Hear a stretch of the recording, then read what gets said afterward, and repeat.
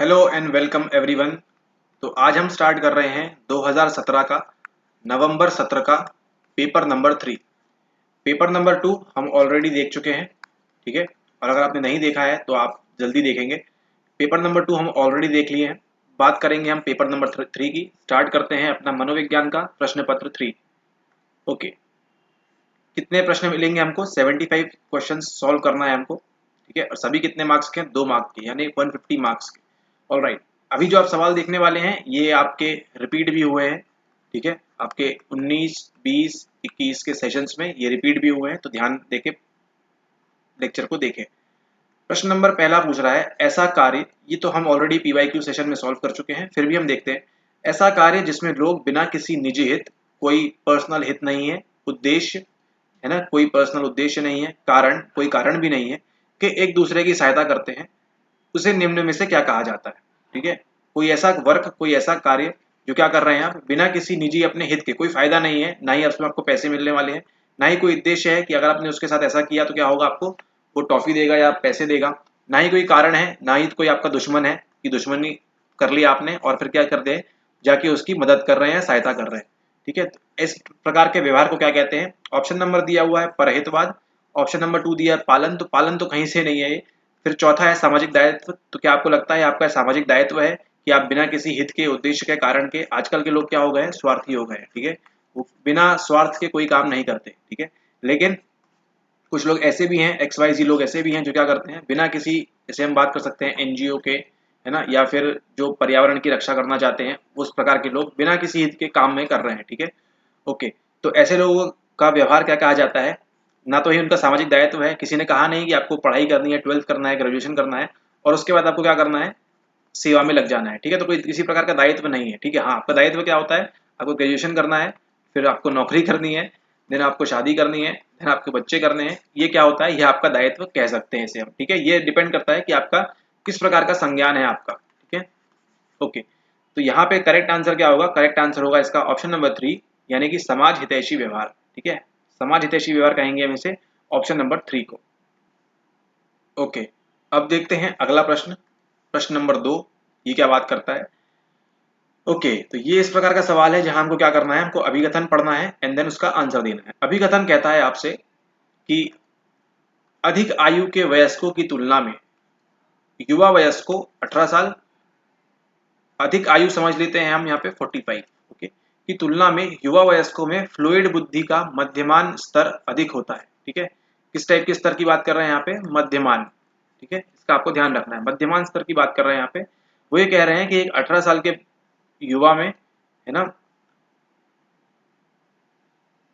45 साल के वयस्क की तुलना में 18 साल के पास जो है वो क्या होगी, फ्लूइड बुद्धि, यानी कि फ्लूइड इंटेलिजेंस क्या होगा, वो ज्यादा होगा, ठीक है। स्तर क्या होगा उसका? स्तर अधिक होगा, ठीक है। तो ये बात तो बिल्कुल सही है, ऐसा ही होता है। फ्लूइड इंटेलिजेंस क्या होता है? जो क्या होता है, एक ग्लोबल एबिलिटी, ठीक है। ग्लोबल एबिलिटी कि आप मैथ्स के सवाल को 2+2 सॉल्व कर देंगे, ठीक है। इसके लिए आपको कोई स्पेशल पढ़ाई की जरूरत नहीं है, ठीक है। हाँ, लेकिन अगर आपको जापानी भाषा बोलनी है तो वहां क्या आएगा, वहां पे आएगा आपका क्रिस्टल इंटेलिजेंस, ठीक है। वहां पे आपको फ्लूइड की जरूरत नहीं है। तो एक प्रकार से कह सकते हैं फ्लूइड जो है ये हमको कब मिलता है? जब हम पैदा हो जाते हैं, बॉर्न, हमको इननेट एबिलिटी कहलाता है फ्लूइड इंटेलिजेंस, ठीक है। वो समझेंगे हम आगे, ओके। और फिर यहाँ पे क्या बोल रहा है? यहाँ पे ये बोल रहा है कि संपूर्ण जीवन काल के दौरान स्फटिक बुद्धि में वृद्धि होती है, ठीक है। ओके, अब यहाँ क्या बोल रहा है? स्फटिक बुद्धि, यानी कि जो अभी हमने बात की क्रिस्टल बुद्धि की, है ना, क्रिस्टलाइज्ड इंटेलिजेंस, ठीक है। फ्लूइड क्या होता है? फ्लूइड वाला जो होता है ये कब मिलता है आपको? पैदा होते साथ ही मिल जाता है ना, थोड़ा बहुत जो भी मिलता हो आपको बचपन से। इसके लिए आपको कोई स्पेशल एजुकेशन की जरूरत नहीं है, ठीक है। लेकिन क्रिस्टलाइज के लिए किस तरह से आपको क्या करना है, अपनी बुद्धि का विकास करना है, इंटेलिजेंस का विकास करना है ना, वो सब आप कब सीखते हैं? क्रिस्टलाइज के साथ दौरान सीखते हैं, ठीक है। तो ये बोल रहा है कि संपूर्ण जीवन काल के दौरान स्फटिक बुद्धि में वृद्धि होती है, 100% करेक्ट है ये, ठीक है। आपकी जो, मान लीजिए अगर आपकी बुद्धि 10 है 10 साल की उम्र में, ठीक है, तो 20 साल की उम्र में आपकी 20 होगी, 30 साल की उम्र में 30 होगी, तो ये क्या होगी, जीवन काल में आपकी बढ़ती जाएगी। 60 साल के होंगे तो 60 हो जाएगी, ठीक है। तो क्रिस्टलाइज में क्या होता है, आप नई नई चीजें सीखते हैं, नई नई चीजों का आपको ज्ञान होता है, ठीक है। आपका संज्ञान बढ़ता है, ठीक है, आपकी मेमोरी अच्छी होती है, ठीक है। तो आप चीजों को ज्यादा स्टोर कर पाते हैं, आपको याद रहता है। तो क्रिस्टलाइज जो है, स्फटिक वृद्धि है, स्फटिक क्या होता है? स्फटिक फॉर्म में है ना, क्रिस्टल फॉर्म में, तो ये क्या होता है, हमेशा इंक्रीज होता जाता है, ठीक है, हमेशा क्या होगा, ये इंक्रीज होता जाएगा आपके लाइफ टाइम में, ठीक है। तो क्या बोल रहा है यहाँ पे, अब यहाँ पे देखिए अधिक आयु की जो वयस्क है इसके पास क्या ज्यादा होगा, फ्लूइड वाला ज्यादा होगा, फ्लूइड बुद्धि ज्यादा होगी या क्रिस्टल बुद्धि ज्यादा होगी, बट ऑब्वियस उसके पास क्रिस्टल बुद्धि ज्यादा होगी, ठीक है। तो यहाँ ये बोल रहा है संपूर्ण जीवन काल के दौरान स्फटिक बुद्धि में वृद्धि होती है। ए को तर्क आर जो क्या है जस्टिफाई कर रहा है।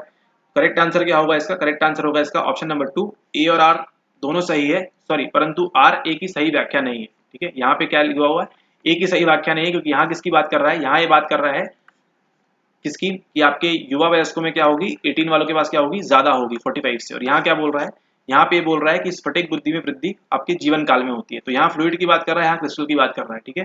तो सॉरी यहाँ पे दोनों अलग अलग हैं, ठीक है। तो ए और आर दोनों सही है, परंतु आर जो क्या है, ए की सही व्याख्या नहीं है। यहाँ क्रिस्टल की बात हो रही है और यहाँ फ्लूइड की बात हो रही है। ओके, अब देखते हैं अगला प्रश्न।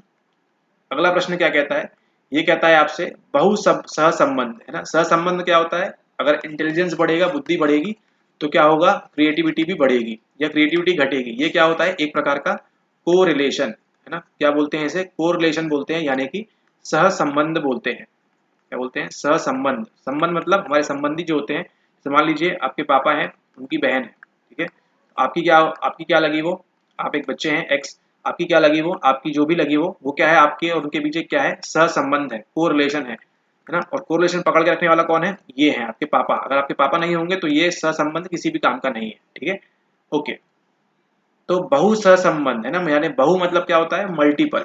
मल्टीपल कोरिलेशन की बात हो रही है कि सीमा है ना, सीमा ये होती है, सीमा के मध्य होती है, किस किस के बीच, -0.50 से +0.50, -1.00 से +1.00, ये किसकी होती है बताइए, 0 से 1.00 ये किसकी होती है, और द्विचर सहसंबंध की नियत सीमा होती है, न कि बहु सहसंबंध के लिए, ठीक है। तो करेक्ट आंसर क्या होगा इसका, करेक्ट आंसर होगा इसका आपका ऑप्शन नंबर सी। क्यों, क्योंकि इसको हम ऑलरेडी पीवाईक्यू में हमारे देख चुके हैं, ठीक है। तो अगर आपने उसको ध्यान से देखा होता लेक्चर को, तो ये आपसे इजीली बन जाता।